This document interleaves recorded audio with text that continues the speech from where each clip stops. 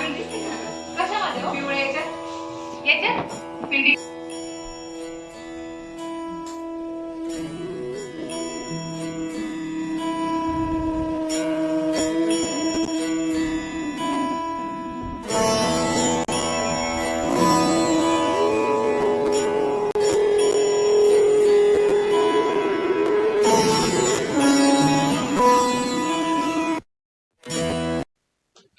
हाय friend, good morning. आज आहे आमच्या इथे 16 सोमवारचं उद्यापन आणि त्याचीच तयारी चालू आहे.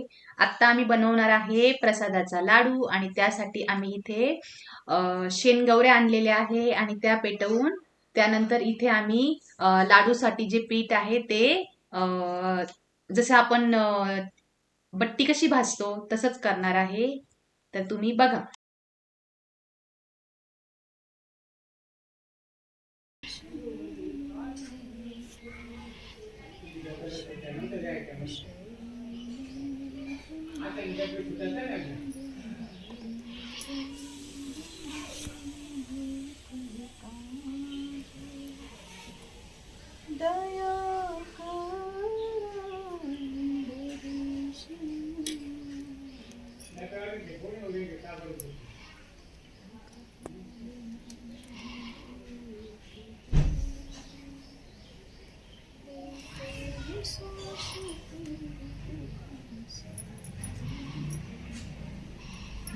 बड़े सुंदर है तेरे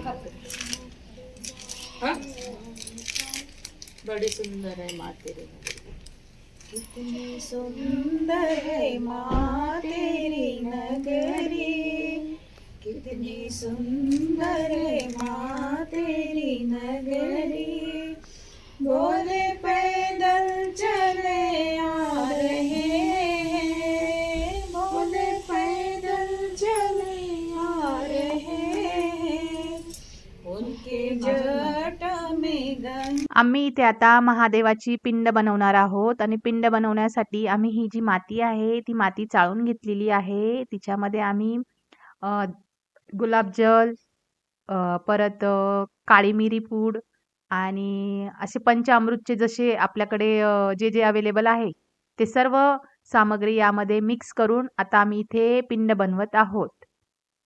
बघा किती सुंदर झालेली आहे. तुम्ही बघू शकता. अजून तर आम्ही तिला फिनिशिंग पण दिलेली नाही. पूर्ण फिनिशिंग झाल्यानंतर खूप सुंदर दिसत आहे.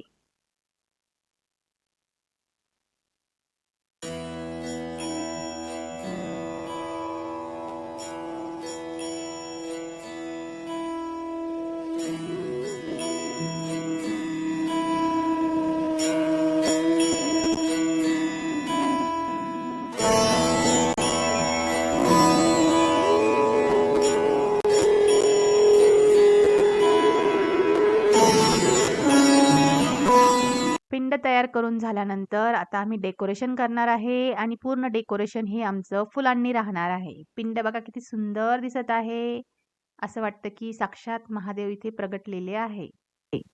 तुम्ही बघू शकता की इथे मी फुलांनी डेकोरेशन करत आहेच, पण इथे सर्वजण काही ना काही काम करत आहे. आम्ही पूर्ण फॅमिली इथे सेवा करत आहोत. समोरच मी इथे फुलं लावत असताना समोरच तिथे कोणी पाकळ्या बनवत आहे. कोणी तिथे फुलांचं डेकोरेशनसाठी हेल्प करण्यासाठी काही मदत करत आहे. तुम्ही इथे बघू शकता. आम्ही सर्वजण काम करत आहोत.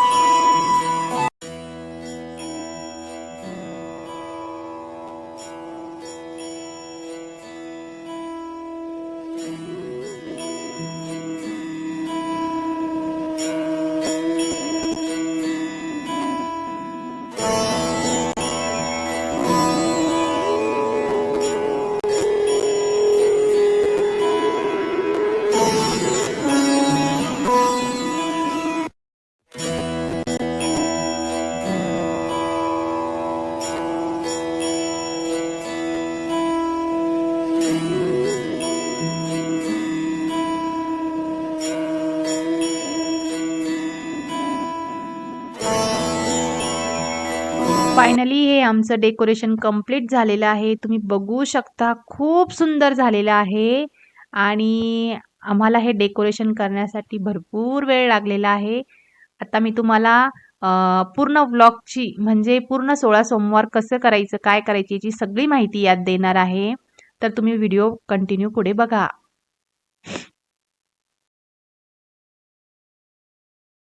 हे आता आचारी दादा जे आहे ते जेवण बनवत आहे आणि याचे जे जेवण आहे ते सात्विक भोजन असते. तुम्हालाही माहीत असेलच.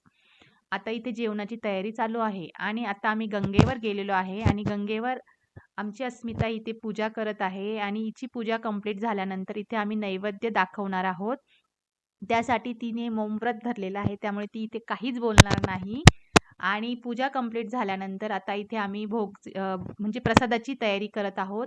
प्रसादाची तयारी करण्यासाठी आम्ही भोजन सगळं घेऊन आलेलो आहे आणि तुम्ही इथे बघू शकता. आता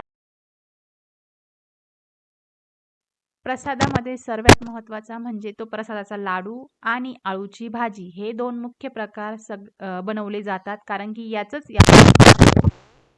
आणि मग नंतर तुम्ही बाकीचे दुसरे आयटम पण बनवू शकतात.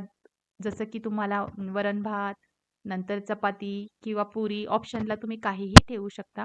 आता आम्ही इथे ताट तयार करून घेणार आहोत आणि मग नंतर ती आरती झाल्यानंतर हे जे प्रसादाचं ताट आहे ती आपल्या इथे गंगेला आणि महादेवाच्या पिंडीजवळ ती प्रसाद ठेवणार आहे आणि तिथून पुढे मग आम्ही घरी जाणार आहोत आणि नंतर पुढे 16 आरती होणार आहे. आरती झाल्यानंतरच 16 जोडप्यांचं जेवण होणार आहे. तर आपण चला पुढे कंटिन्यू करूया.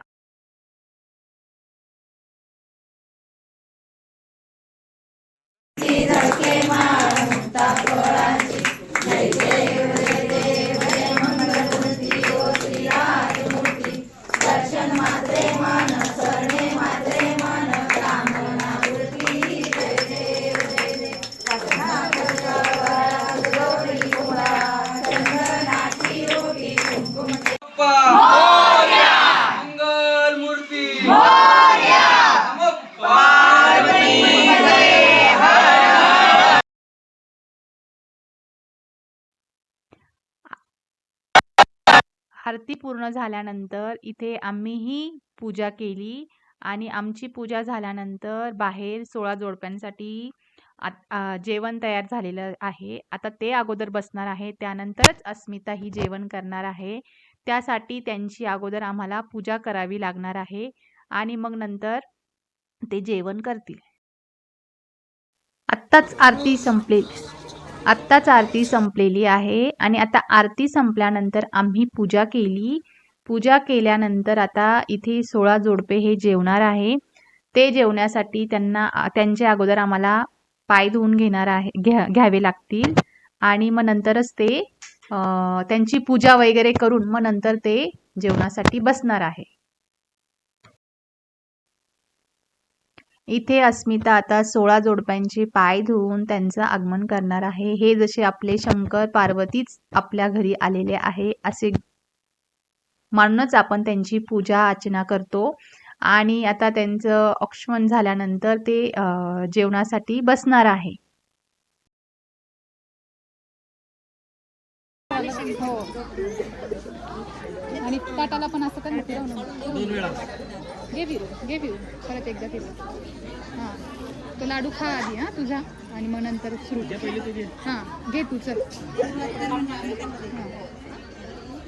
हां करा सुरुवात. हां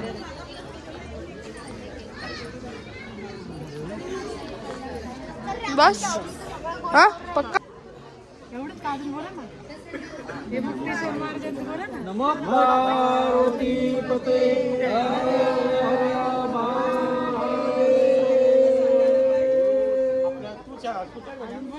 गुणमुक्तेश्वर महादेव की जय, पालेश्वर भगवान की जय,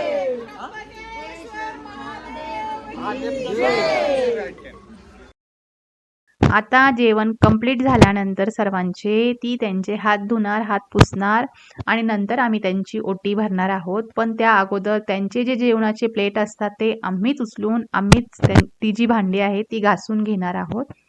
आणि नंतर पुढे त्यांची ओटीही आम्ही भरणार आहोत.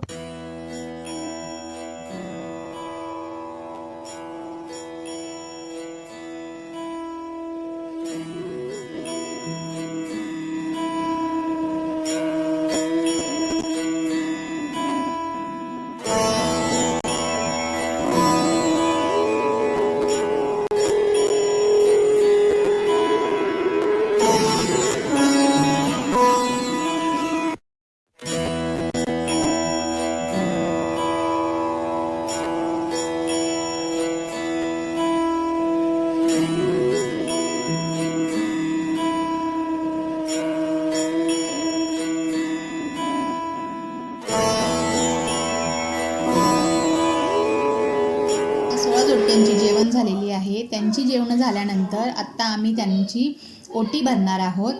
ओटी भरताना आपल्या परीने आपल्याला जे काही देता येईल ते आपण त्यांना देऊ शकतो. हे झाल्यानंतर बाकीचे जे पाहुणे आलेले आहेत किंवा आपण ज्यांना आमंत्रण दिलेलं आहे त्यांच्यासाठी इथे महाप्रसाद ठेवलेला आहे.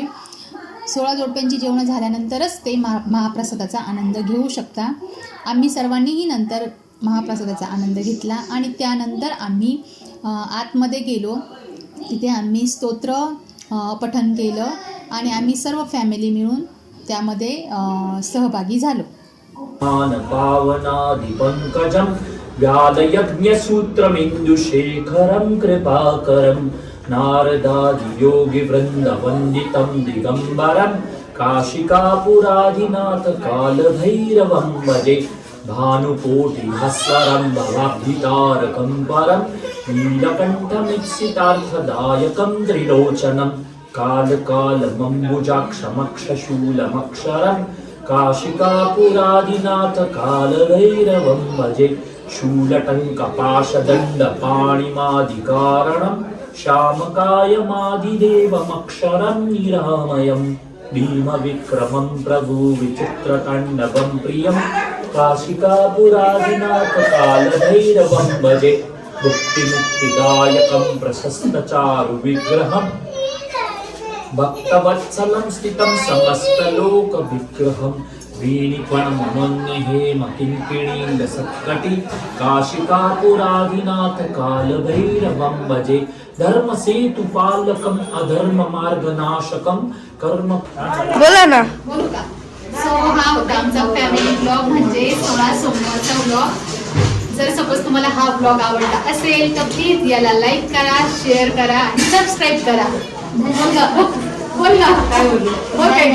धन्यवाद.